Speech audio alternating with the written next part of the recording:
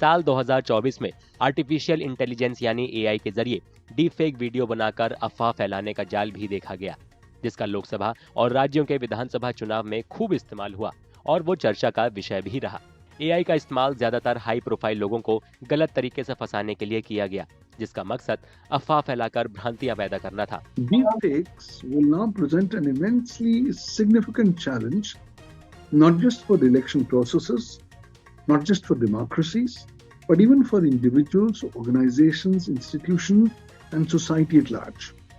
Why? Because you are ultimately using technology for the purposes of impacting human mind and human decision.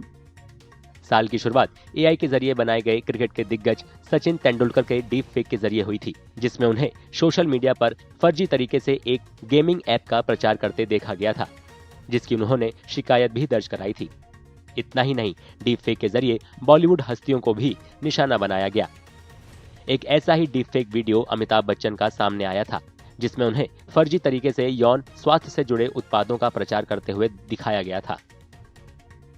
But some of the high-profile cases that we saw during the election cycle, for instance, and these were AI manipulated instances, cases of Bollywood actors, for instance, Ranveer Singh or Amir Khan.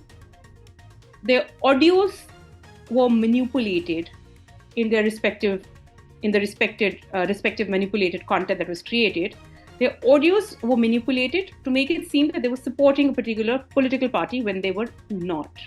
Lok Sabha चुनावों के दौरान सामने आई कई fake video ने AI से पैदा होने वाले दुष्परिणामों को लेकर कई चिंताओं को बढ़ाया।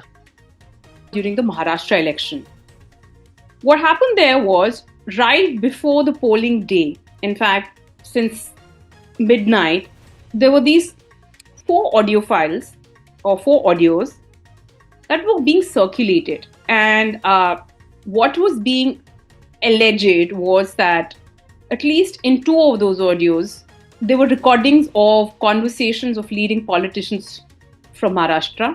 The concern there was that the timing of these audios. They started circulating at a time when voting was just a few hours away. प्रधानमंत्री नरेंद्र मोदी ने बीजेपी के कई वरिष्ठ नेताओं के भाषणों को एआई तकनीक के जरिए गलत ढंग से पेश करने को लेकर चिंता जाहिर की थी, क्योंकि इन डीप फेक वीडियो की वजह से विपक्ष सरकार पर हमलावर हुआ था। Gone are the days when you'll have to be a Rashmika Mandanna, an Alia Bhatt or a Katrina Kaif to earn a deep fake about yourself. Sorry. Today almost every political leader has a deep fake. Every political party is now struggling to deal with the challenges of deepfake. Therefore, I believe it's getting more and more difficult from the perspective of the election regulatory authorities like the Election Commission of India. But on the other hand, we have to also quickly realize that this is happening thanks to the absence of legal frameworks. There is no specific law on deepfakes in the country. There's also no specific law on artificial intelligence and regulation in the Indian context. Deep fake video और अफवाहों के बढ़ते खतरों को लेकर साल 2024 में ही deep fake analysis unit की स्थापना की गई थी।